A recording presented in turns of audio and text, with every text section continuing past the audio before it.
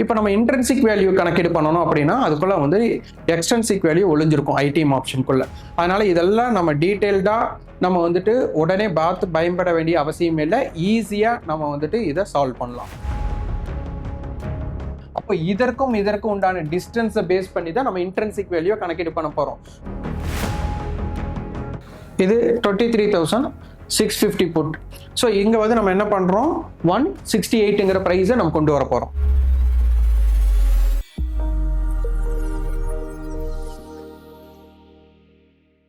ஜிபு நேயர்கள் அனைவருக்கும் அன்பு வணக்கங்கள். இன்னைக்கு இன்ட்ரென்சிக் வேல்யூ பேஸ் பண்ணி நம்ம மார்க்கெட்டோட ரேஞ்சை எப்படி கண்டுபிடிக்கிறது அப்படிங்கிறத இப்போ நம்ம பார்க்க போறோம். இப்போ மார்க்கெட்டோட ப்ரீவியஸ் க்ளோஸ் அப்படிங்கிறத ஃபர்ஸ்ட் நம்ம ஐடென்டிஃபை பண்ணிக்கணும். மார்க்கெட்டோட ஹிஸ்டாரிக்கல் டேட்டா பேஸ் பண்ணி நான் வந்துட்டு லெவல்ஸ் எடுக்கிறேன். நீங்க வந்து கரண்ட் லெவல்ல இருக்கக்கூடிய டேட்டாஸ் எடுத்து மார்க்கெட்ல ஃபிக்ஸ் பண்ணிக்கோங்க.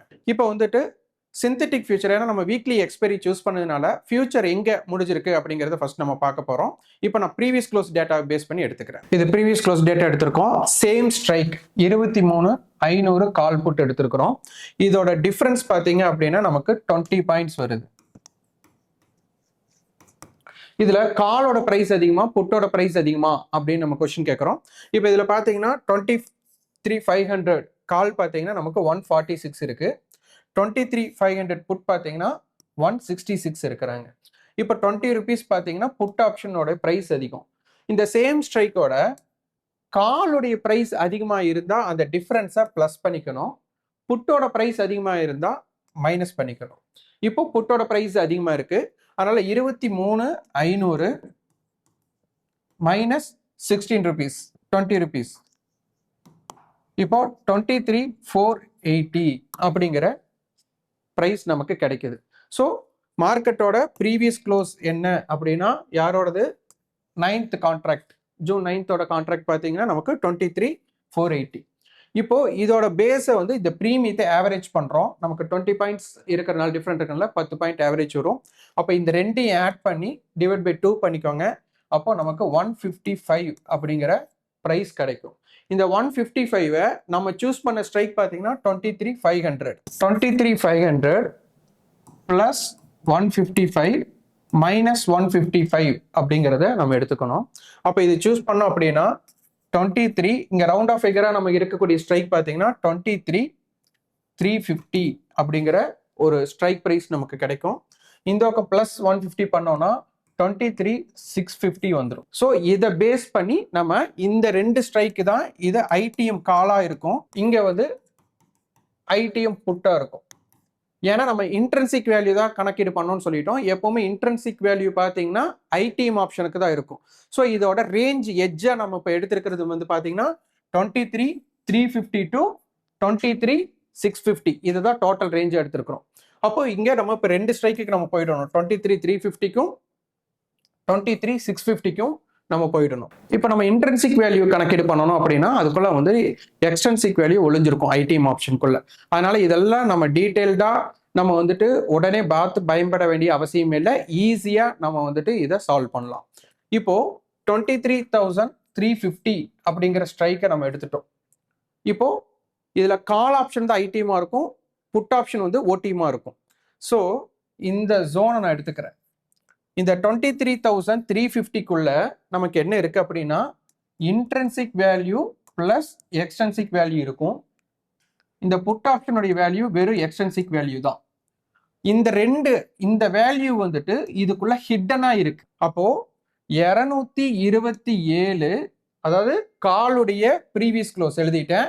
அடுத்து மைனஸ் புட்டோட பிரைஸ் 101, இதை நான் மைனஸ் பண்ண அப்படின்னா 227 மைனஸ் 101 126 அப்படின்னு வந்துடும். இந்த 126 தான் நமக்கு இன்ட்ரென்சிக் வேல்யூ. அப்ப இங்க பாருங்க, இந்த 23,350 கால் நமக்கு வந்து பாத்தீங்கன்னா 126 அப்படிங்கிற பிரைஸை கட் பண்ணாத வரை மார்க்கெட் வந்து என்ன ஆகும்னா இந்த எக்ஸ்பைரியில 23,480 அப்படிங்கிற பிரைஸை விட்டு கொடுக்காது அப்படிங்கிறது. அப்போ உடனே நம்ம என்ன பண்ணோம்னா 23,350 கால்ல கொண்டு போயிட்டு இந்த 126 அப்படிங்கிற பிரைஸை வந்து நீங்க மென்ஷன் பண்ணணும். இப்போ 23,350 கால் அதை நம்ம கொண்டு வந்திருக்கிறோம். இங்க வந்து நம்ம என்ன பண்ணணும், 126 அப்படிங்கிற லெவலை மார்க் பண்ணணும். இந்த 126 இப்போ நம்ம மார்க் பண்ணி வச்சிருக்கிறோம். இந்த 126 அப்படிங்கிற ப்ரைஸை இவங்க கட் பண்றாங்களா இல்லையா அப்படிங்கிறத செக் பண்ணணும். சப்போஸ் இவங்க 126 அப்படிங்கிற ரேட்டுக்கு பிலோல ட்ரேட் ஆயிட்டு இருக்காங்க, கம்மியா ட்ரேட் ஆயிட்டு இருக்காங்க அப்படின்னா மார்க்கெட் வந்துட்டு 23,480 அப்படிங்கிற விலை அடைவதற்கான வாய்ப்பு 90% இல்லைன்னு அர்த்தம். அப்ப இந்த 126 இவங்க வந்து கேப்சர் பண்ணணும். அப்ப இதை கட் பண்ணும்போது என்ன ஆகுது அப்படின்னா, ஒரு கேட்வே ஓப்பன் 126க்கு கீழே இருக்காங்க அப்படின்னா மார்க்கெட் 23,350க்கு கீழே போறதுக்குண்டான வழியை இவங்க கிரியேட் பண்றாங்க. அதனால இது ஒரு கேட்வே. அப்ப 23,350 கால் வந்து 126க்கு மேல இருக்கிறாங்களா இல்லையா அப்படிங்கிறத இங்க செக் பண்ணணும். அப்போ 126 அப்படிங்கிறது ப்ரீவியஸ் க்ளோஸை பேஸ் பண்ணி ஒரு இன்ட்ரென்சிக் வேல்யூ நம்ம எடுத்திருக்கிறோம். இது ஒரு நல்ல சப்போர்ட் பிளேஸாக இங்க இருக்கும். இது வந்து நம்ம டவுன் சைட் பார்த்துட்டோம். அடுத்து வந்து நம்ம 23,650க்கு நம்ம போய் பார்க்கணும். இந்த 23,650 இதோட க்ளோசிங் பிரைஸ் நம்ம எடுத்துக்கலாம். இதை பேஸ் பண்ணி இன்ட்ரென்சிக் வேல்யூ கால்குலேட் பண்ண போறோம். மார்க்கெட் வந்துட்டு நம்ம ப்ரீவியஸ் க்ளோஸை பேஸ் பண்ணும்போது 23,480 இருந்தாங்க. அப்போ 23,650 அப்படிங்கிறது வந்து பாத்தீங்கன்னா புட் ஆப்ஷன் வந்துட்டு ஐடிமா இருக்க போறாங்க. அப்போ இதற்கும் உண்டான டிஸ்டன்ஸை பேஸ் பண்ணி தான் நம்ம இன்ட்ரென்சிக் வேல்யூ கணக்கீடு பண்ண போறோம். ஸோ அதனால நான் என்ன பண்றேன் அப்படின்னா 255 மைனஸ் 87 அதை போடுறோம். 168 அப்படிங்கிறது ஒரு பிரைஸ் வந்துடும். இந்த 168 அப்படிங்கிறது இன்ட்ரென்சிக் வேல்யூ. உடனே இதை நீங்க செக் பண்ணி பாருங்க. நம்ம போட்டிருக்கிறது 23,650 to 480. ஸோ அதோட டிஸ்டன்ஸ் பார்த்தீங்கன்னா நமக்கு கரெக்டாக கேப்சர் ஆகும்.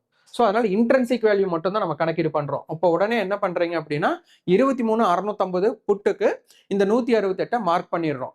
அப்போ மார்க்கெட் மேலே போகும்போது என்ன ஆகும்னா இந்த புட் ஆப்ஷனுடைய விலை கம்மியாகும். இந்த கம்மியாகிறது 168 கேப்சர் பண்ணுதா இல்லையா? 168க்கு கீழே இருந்தாங்க அப்படின்னா மார்க்கெட் ப்ரீவியஸ் க்ளோஸ்க்கு கீழே இருக்கிற வாய்ப்பை தவற விடுகிறார்கள் அப்படின்னு அர்த்தம். அப்போ இதே 168க்கு மேல அவங்க இருக்கிற வர மார்க்கெட் மீண்டும் ப்ரீவியஸ் க்ளோஸ் கீழே, அதாவது மார்க்கெட் பிளஸ்லயே இருந்தாலும் ப்ரீவியஸ் க்ளோஸ்க்கு கீழே போகக்கூடிய ஆப்பர்ச்சுனிட்டிஸ் இருக்கு. ஏன்னா எக்ஸ்பைரி பாயிண்ட் ஆஃப் வியூல இன்ட்ரென்சிக் வேல்யூக்கு மட்டும் தான் நமக்கு பிரைஸ் இருக்கும். அதாவது ஐடிஎம் ஆப்ஷன்ல இன்ட்ரென்சிக் வேல்யூக்கு மட்டும் தான் பிரைஸ் இருக்கும். எக்ஸ்டென்சிக் வேல்யூ 0 ஆயிடும். அந்த எக்ஸ்டென்சிக் வேல்யூ தான் நம்ம இங்க இருக்கிற எக்ஸ்டென்சிக் வேல்யூவை 0 பண்றோம். ஸோ அதனால தான் இதை பண்றோம். இப்போ இது பாத்தீங்கன்னா நமக்கு இந்த புட் ஆப்ஷனுடைய வேல்யூ வந்து நமக்கு 191 ரூபாய் வந்திருக்கு. ஸோ இதை நீங்க அங்க போய் பார்த்தீங்கன்னா உங்களுக்கு தெரிஞ்சிடும். இது 23,650 put.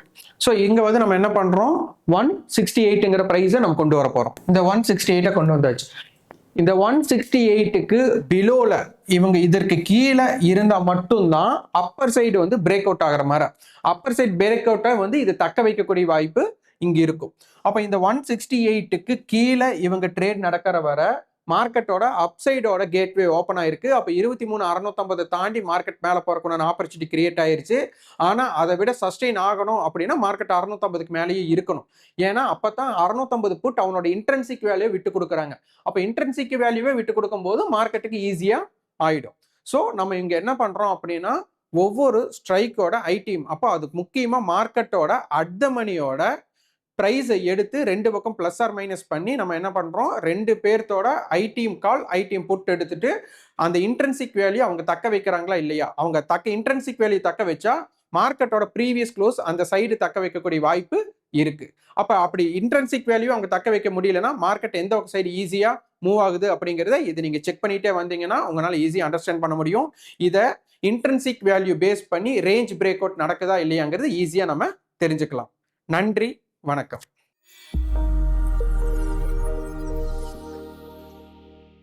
Investment in security markets are subject to market risk. Read all the related documents carefully before investing.